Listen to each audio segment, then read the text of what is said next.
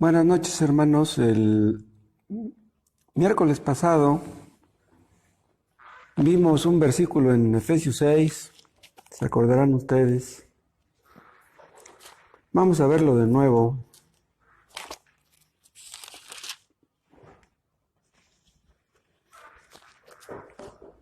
Es donde habla el apóstol Pablo acerca del combate espiritual, donde toca el tema de la armadura de Dios.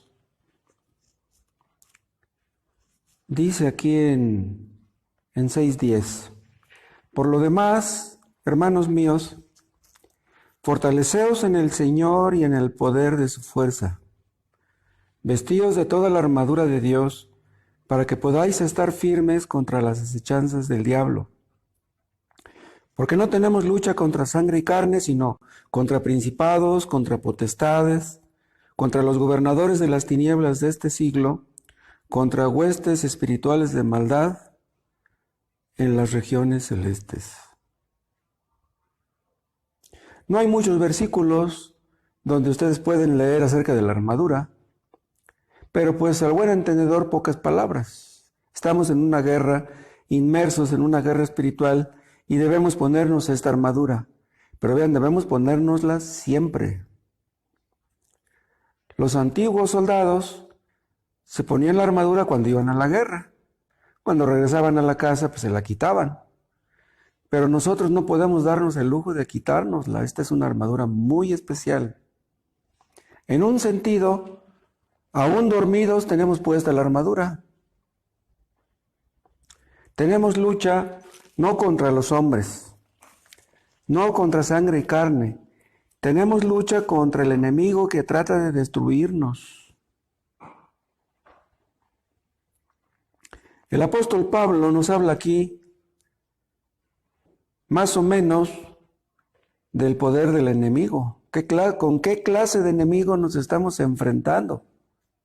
Y digo más o menos porque aquí no todo es, no es un tema exhaustivo aquí.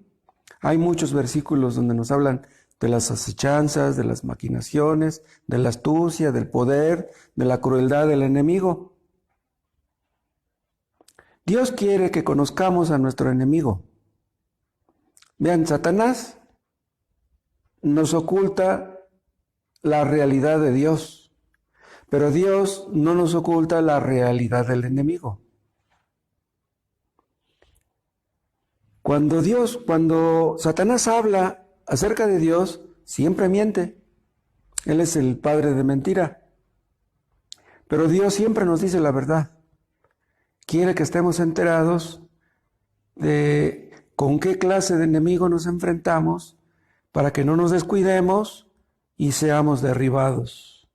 Vamos a ver este conflicto que tenemos, un conflicto perpetuo. Es un conflicto violento, es un conflicto universal, es un conflicto perpetuo. Es un conflicto que tendremos hasta el último día de nuestras vidas. El enemigo nunca se desanima, siempre está intentando derribarnos. Vean cómo el apóstol Pablo describe este combate. Dice el versículo 12, porque no tenemos lucha contra sangre y carne. Esta palabra, lucha, es tomada de aquellos tiempos cuando existía la lucha grecorromana. Nosotros no tenemos una lucha como la lucha grecorromana, porque esta lucha pues es un juego, es un deporte. Pero créanme que la lucha contra Satanás no es un juego, esto no es un deporte. La lucha contra el diablo es personal. La lucha grecorromana no es en equipos, es entre una persona y otra. Esto no quiere decir que el enemigo no tiene un pleito contra la iglesia de Cristo, o sea, algo colectivo. Sí, claro que sí. Pero la lucha del enemigo se concentra en cada uno de nosotros. El diablo lucha con cada creyente. Odia a cada creyente. En la lucha entre dos ejércitos, Los soldados no luchan siempre.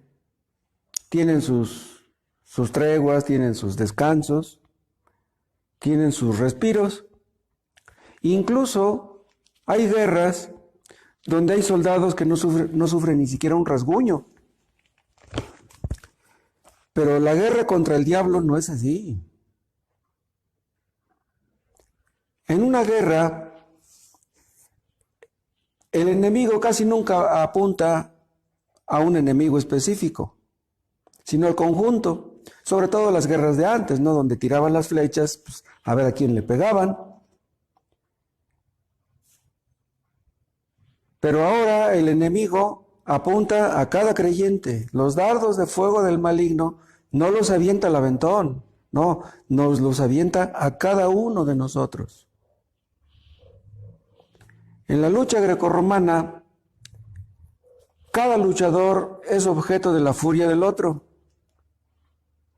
Y solamente hay un vencedor. Vean, Satanás odia a cada creyente. Quiere destruir a cada creyente.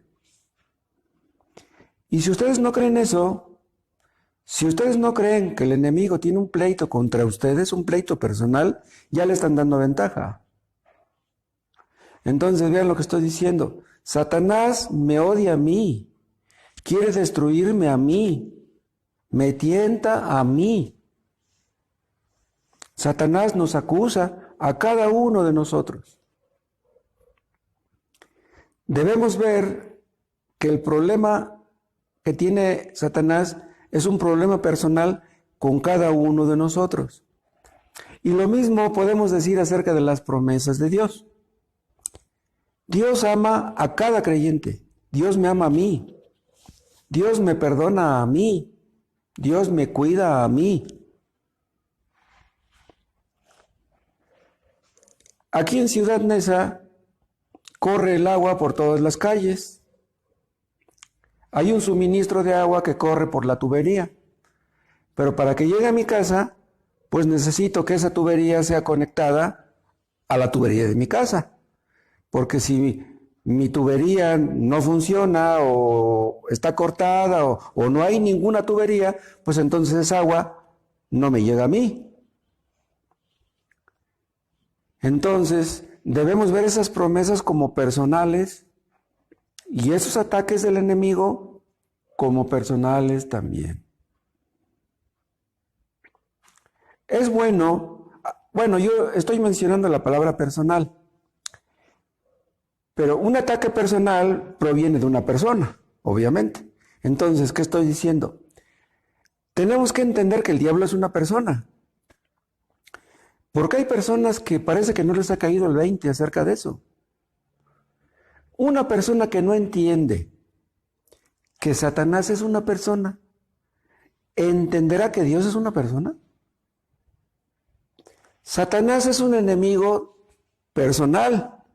Y Dios es un ser personal. Debemos creer eso porque si no estamos en problemas. La lucha del enemigo es una lucha.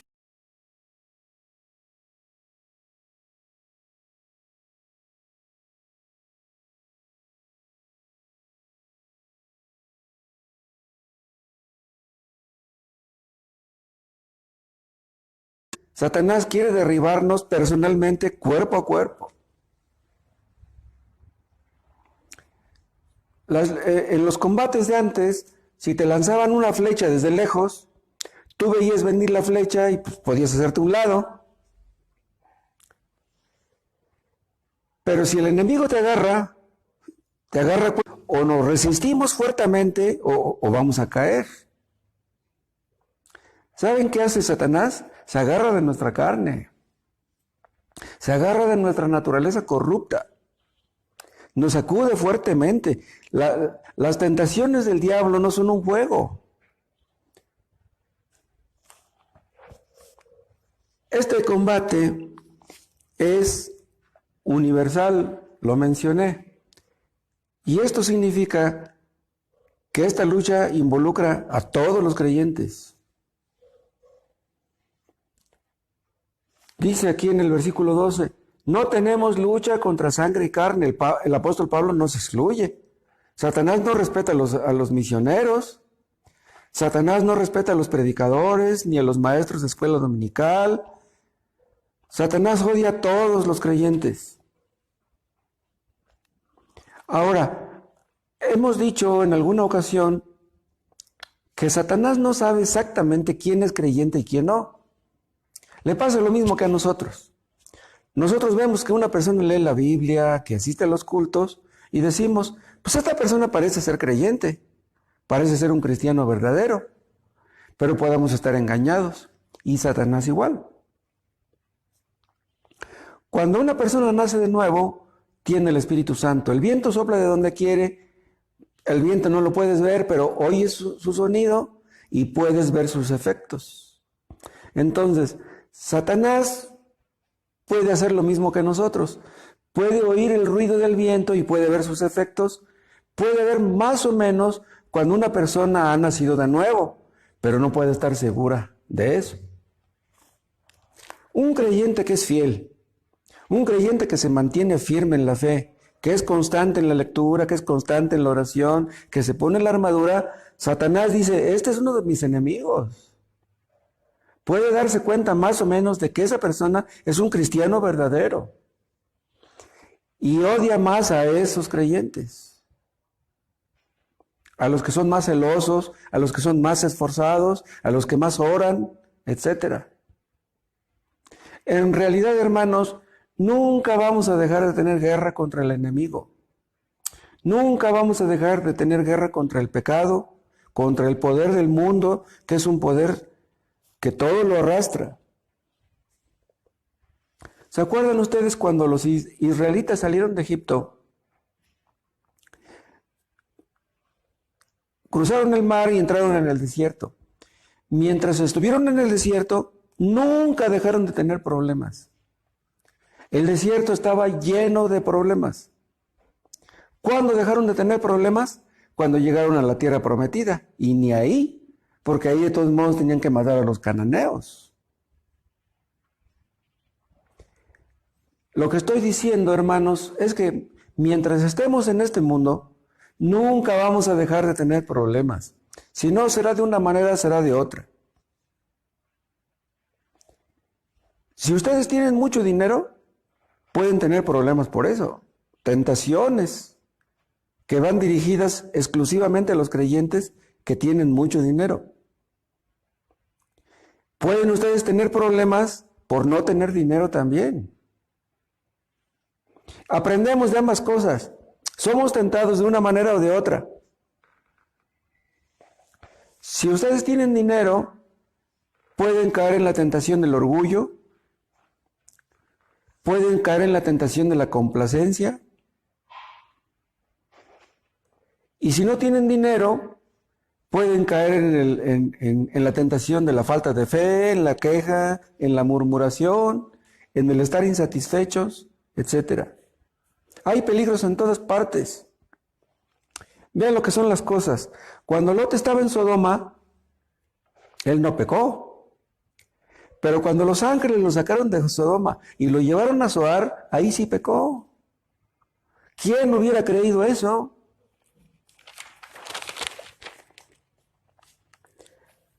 Pero ¿cómo fue que Lot pecó en Zoar después de que salió de Sodoma? ¿Acaso no vio que su mujer se convirtió en estatua de sal? ¿Acaso no vio que cayó fuego del cielo y azufre también? Vean ustedes cómo eso no le ayudó mucho, que digamos. Nosotros podemos ser tentados de muchas formas. El enemigo es muy astuto.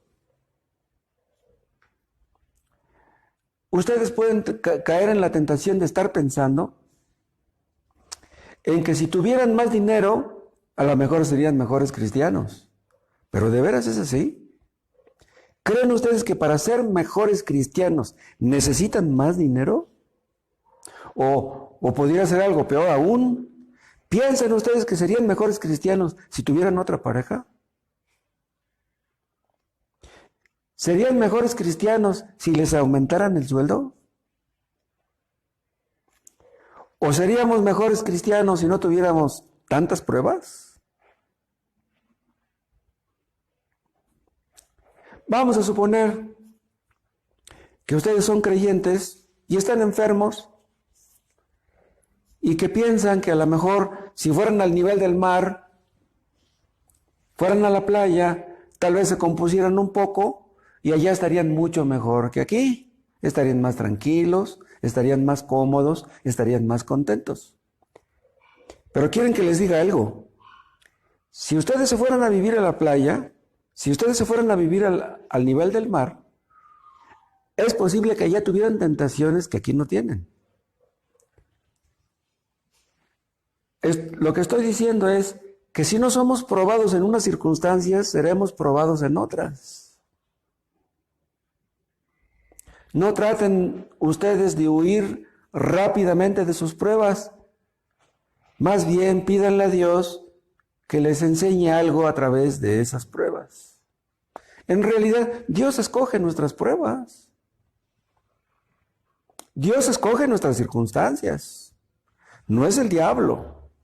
Por ejemplo, supongamos que uno de los que me están escuchando está confinado en una cuarentena por el COVID-19. ¿Quién escogió eso? ¿El diablo? No. ¿Ustedes? Tampoco. ¿Quién escogió eso? Pues fue Dios. ¿Se acuerdan ustedes quién llevó a Cristo al desierto para ser tentado? ¿Saben quién lo llevó? Fue el Espíritu Santo. El diablo no llevó a Cristo al desierto para ser tentado. Fue el Espíritu Santo. Si nuestras circunstancias cambian, tal vez Satanás cambie su estrategia, pero las pruebas van a venir y las tentaciones vendrán también. ¿Y saben por qué? Porque el problema no está fuera de nosotros. El problema está dentro. Satanás tiene dentro de nosotros un cómplice. ¿Se acuerdan ustedes que en una ocasión Cristo dijo, el enemigo nada tiene en mí? ¿Se acuerdan de eso? Eso lo dijo Cristo, pero nosotros no lo podemos decir. ¿Por qué Cristo dijo, el enemigo nada tiene en mí? Porque en Cristo no había pecado. O sea, en Cristo no había un cómplice del enemigo. Pero Satanás tiene un cómplice dentro de nosotros. La carne que mora en nosotros tiene la tendencia a hacerle más caso al enemigo que a Dios. Satanás nos tienta de muchas maneras. A Satanás no le gusta que evangelicemos. A Satanás no le gusta que estemos sembrando la palabra. No le gusta que regalemos un folleto, una Biblia, un disco cristiano. Y si no puede impedir que hagamos esas cosas, ¿saben qué va a hacer? Tratará de entretenernos, tratará de distraernos. Nuestra carne es débil y en ese sentido tenemos cierta desventaja. Necesitamos fortalecernos en el Señor. Necesitamos velar y orar para no caer en tentación, como leemos en el contexto de los versículos que leímos. Nuestra carne es débil. Eso fue lo que Cristo le dijo a los discípulos que se quedaron dormidos en Getsemaní. ¿Se acuerdan? Velad y orad para que no caigáis en tentación, porque el espíritu de la verdad está dispuesto, mas la carne es débil. Y si la carne de Pedro, de Jacobo y de Juan, que eran apóstoles, era débil, pues imagínense la nuestra. ¿Por qué nuestra carne es débil? Vean, es lo que heredamos de Adán.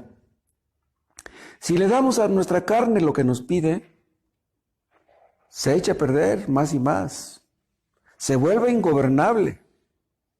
Por eso dice el apóstol Pablo ahí en 1 Corintios 9, antes hiero mi cuerpo y lo pongo en servidumbre. O sea, el apóstol Pablo quería que su cuerpo lo sirviera a él. Vean, hermanos, nosotros no estamos para servir a nuestro cuerpo. Nuestro Dios no es el vientre. Nuestro Dios no es el estómago.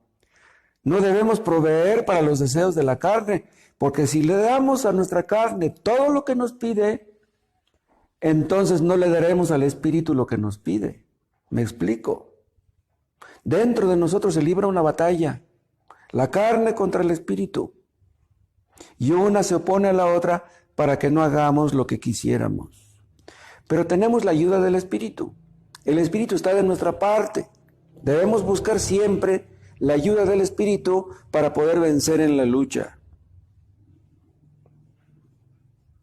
No debemos darle todo lo que nos pide nuestro cuerpo, pero tampoco debemos llegar al otro extremo de negarle todo, porque hay personas que le niegan todo al cuerpo y no le dan nada, pero ¿saben qué pasa? Que en esos casos el espíritu se vuelve muy débil y se cansa.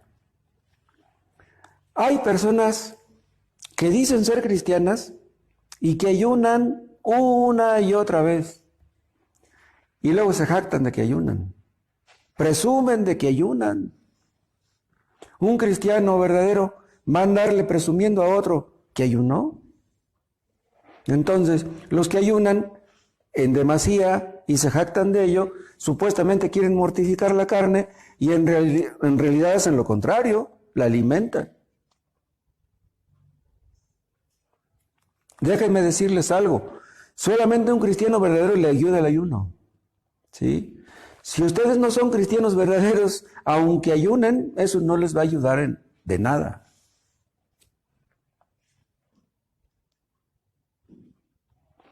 Hay personas que creen que son cristianas porque ayunan. Hay otros que creen que son cristianos porque oran. O sea, unos creen que son cristianos porque ayunan y otros creen que son cristianos porque oran. Pero no, ni una cosa ni otra garantiza nada. Debemos tener mucho cuidado y velar y orar. Debemos entender que no solamente luchamos contra nuestro cuerpo físico, luchamos contra el pecado que mora en nosotros. Hay ocasiones, no me dejarán ustedes mentir, que tratamos de orar pero no podemos. Tratamos de leer las Escrituras pero no entendemos. Leemos un capítulo y parece como si no entendiéramos nada. Pero ¿saben en dónde está el problema? El problema está en el pecado que mora en nosotros. El Espíritu Santo quiere ayudarnos a orar, quiere ayudarnos a entender la palabra. Debemos insistir en que Dios nos ayude en ese punto. El pecado nos asedia por todas partes y Satanás está detrás de nuestro pecado. Satanás se frota las manos. El pecado nos asedia por todas partes y no solamente el pecado que mora en nosotros, sino el pecado que mora en otros de pilón. El pecado siempre está tratando de estorbar la obra de Dios. Entonces, pues, debemos luchar como dice el apóstol Pablo. Dice, no tenemos lucha contra sangre y carne. Dice, sí, no, debemos luchar. Pero vean, debemos luchar legítimamente. Debemos luchar como Dios dice. No debemos luchar a nuestra manera o como nos parezca simpático. Cuando luchamos, luchamos por Dios, ¿sí o no? Entonces, si no luchamos contra el diablo, estamos luchando en contra de Dios. ¿Me explico? O estamos de parte de uno o estamos de parte del otro. Aquí no hay cristianos neutrales. Y si luchamos en contra de Dios, pues créanme, nunca vamos a ganar. Hermanos, por ningún motivo debemos luchar contra el Espíritu de Dios.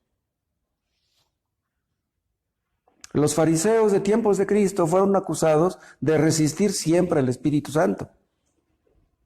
Dios nos libre de semejante cosa. Debemos luchar contra el enemigo, no contra el Espíritu de Dios. El Espíritu Santo nos anhela celosamente. ¿Se acuerdan? ¿Y en qué sentido el Espíritu Santo nos anhela? ¿Qué hace al anhelarnos? Vean, si el Espíritu Santo ve que nos acercamos al peligro, el Espíritu Santo no se va a quedar con los brazos cruzados. O sea, el Espíritu Santo luchará por nosotros. ¿Y saben por qué? Porque si no lo hiciera, pues nos destruiríamos. Es como cuando ustedes ven que un hijito suyo se acerca al peligro. ¿Qué hacen ustedes? Pues van y agarran al niño para que no se meta en el peligro. Entonces, el Espíritu Santo nos ayuda para que no nos destruyamos. Si el Espíritu Santo ve que tenemos inclinaciones pecaminosas, si el Espíritu Santo ve que tenemos deseos pecaminosos, el Espíritu Santo va a hacer algo. Entonces, Dios nos libre de oponernos al Espíritu Santo. Contra quien tenemos que luchar es contra el enemigo. Tampoco debemos luchar, ¿saben contra quién? Contra la providencia de Dios. Hermanos, haga lo que haga Dios con nosotros, Dios hace siempre lo correcto. Dios nunca comete errores. Haga lo que haga, nunca comete errores. Los cristianos nunca debemos creer o pensar que somos víctimas de las circunstancias. Ningún cristiano es víctima de las circunstancias. Supongamos que hay un hermano que me está escuchando que está en cuarentena, está incómodo, no le gusta estar en su casa enfermo, quiere salir a la calle a trabajar, pero no puede. Pero si estás confinado en tu casa, si estás recluido, es porque Dios quiere que estés ahí. Dios no cometió un error en ese asunto. Y otra cosa, si tú estás en una situación incómoda, es porque Dios quiere lo mejor para ti, aunque en este momento te sientas inquieto e incómodo. Y si Dios te disciplina, no es porque no te ame. Si Dios te disciplina es porque te ama. Hermanos, tenemos muchos motivos para alabar a Dios y no tenemos ningún motivo para quejarnos. ¿Saben qué va a pasar si nos quejamos de los tratos de Dios para con nosotros? Si ustedes se quejan de las circunstancias en que se encuentran, ¿saben qué va a decir Dios? Haz lo que gustes entonces. ¿No te gustan tus circunstancias? Bueno, pues entonces haz lo que te parezca conveniente a ti. Dios nos libre de eso, hermanos. Les dije hace rato que no debemos luchar con nuestras propias reglas. Debemos luchar como Dios dice. Dios ha dicho cómo debemos pelear. Porque hay algunos que luchan sus propias batallas, pero no los de Cristo. Hay algunos que luchan contra un pecado, pero no luchan contra otro. Si tú eres honesto, hermano, debes luchar contra todo pecado. Hay algunos que esconden su ira, que luchan contra su ira, pero que no perdonan. Luchan contra un pecado, pero no luchan contra el otro. Los inconversos creen que luchan contra el pecado, pero en realidad ellos no pueden. ¿Saben contra qué luchan los inconversos? ¿Contra el qué dirán? Tratan de apartarse del pecado porque ¿qué va a pensar el pastor? ¿Qué van a pensar los hermanos? ¿Qué va a pensar mi pareja? ¿Qué van a pensar mis hijos? ¿Qué van a decir mis papás? Luchan contra el pecado supuestamente por quedar bien con la gente, pero ellos no quieren agradar a Dios. No luchan para agradar a Dios, no luchan legítimamente. Esa es una ofensa a Dios.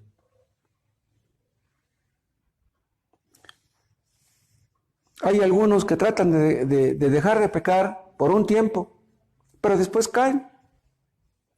Y cuando caen, caen horriblemente. Hay otros que luchan contra el pecado, pero no lo aborrecen. Si tú no aborreces el pecado, no vencerás, no puedes. Esos que luchan contra el pecado, pero no lo aborrecen, pues luchan, pero en broma, es un juego nada más. ¿Cómo le hacemos los creyentes para ahogar el amor al pecado? Bien, un creyente no puede amar el pecado. Un cristiano tiene que aborrecer el pecado. ¿Cómo ahogamos el amor al pecado? ¿Saben cómo? Con el amor a Cristo. Amamos a Cristo y en ese grado en que le amamos, en ese grado aborrecemos el pecado. No hay otra forma. Si ustedes me preguntan, ¿cómo voy a luchar contra el pecado? Yo les contestaré, pues, en primer lugar tienen que buscar la ayuda de Dios. La guía del Espíritu Santo. Sin el Espíritu Santo es imposible que podamos vencer. ¿Se acuerdan que Jacob iba a regresar con su hermano? Estuvo en esa lucha. Entonces, venció, cuando obtuvo la bendición de Dios, él pudo enfrentarse a su hermano. Él resultó vencedor en la lucha contra su hermano, pero primero tuvo que luchar con Dios. Debemos practicar constantemente. La lucha grecorromana, si tú eres un luchador, pues tienes que practicar constantemente hasta que te haces un experto. Los luchadores de la grecorromana, ¿cómo le hacen para vencer al enemigo? Tratan de agarrarlo de la pierna, tratan de agarrarlo del brazo para derribarlo. Y ya cuando lo derriban, se le montan encima para inutilizarlo, para impedir que se mueva. Y eso es exactamente lo que quiere el enemigo, inutilizarnos. Nosotros lo que debemos hacer es despojarnos del viejo hombre con sus hechos. Debemos mortificar todo pecado conocido, guerra a muerte contra el pecado. Cuando ustedes vencen a uno, vendrá otro, y luego va a venir otro, pero siempre los cristianos estaremos en guerra. Debemos mortificar todos los días. De ahí se agarra Satanás para derribarnos. Se agarra de nuestro pecado y ¡pum!, nos lanza al suelo. Debemos meditar constantemente en la obra de Cristo, de Jesús en la cruz, a favor nuestro. Cuando meditamos en Cristo crucificado, nuestro corazón se enternece y nos preguntamos, ¿qué vio en mí el Señor para escogerme, para salvarme? ¿Cómo es posible que mis pecados han sido perdonados en Cristo? No lo podemos entender. Acuérdense ustedes de los pecados que cometían antes, y si eso no los humilla, si eso no los hace entender el amor de Cristo, entonces ¿qué lo hará? Debemos utilizar nuestras ventajas con sabiduría.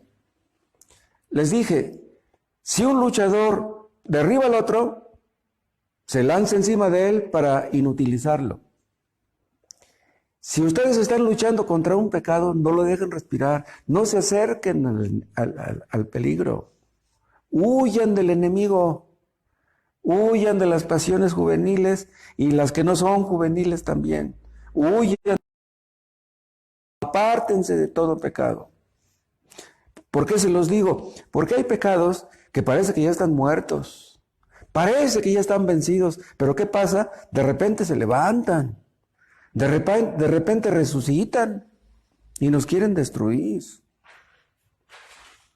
Pero hermanos, si nos fortalecemos en el Señor, permaneceremos firmes. Si Dios es con nosotros, ¿quién contra nosotros? Son más los que están con nosotros que los que están con ellos. Con Cristo podemos vencer. Él venció y con su ayuda nosotros vencemos también. Ahora, aquí habla el apóstol Pablo de que debemos luchar, pero acuérdense lo que les dije hace un momento, solamente los creyentes luchan. Si ustedes no están luchando contra el pecado, ustedes no son creyentes. Entonces, no piensen que van rumbo al cielo, ustedes están en peligro. Si ustedes viven en pecado, si ustedes aparentan como que luchan, pero viven una vida doble, una vida de hipocresía. Si ustedes leen la Biblia, pero no hacen lo que está ahí escrito, si ustedes no obedecen a Dios, ni sueñen pensando que van rumbo al cielo, porque ustedes están en peligro. En este mundo, los cristianos nunca vamos a tener reposo. El reposo verdadero lo tendremos allá, cuando estemos con Cristo. Va a llegar el día en que ya no lucharemos. En el cielo ya no vamos a luchar contra el pecado. Pero mientras vivamos en este mundo, estaremos luchando todos los días, desde la mañana y hasta... Dios nos ayude, hermanos. Oremos. Te damos gracias, Padre Celestial, por la obra de Cristo. Gracias por la ayuda de tu Espíritu Santo, que siempre está disponible para ayudarnos a vencer. No nos dejes confiar en nosotros mismos. Danos tu gracia, Padre, para fortalecernos en el Señor. Sea Él nuestro gozo, nuestra confianza, nuestra alegría, nuestro todo. Te lo pedimos en su nombre. Amén.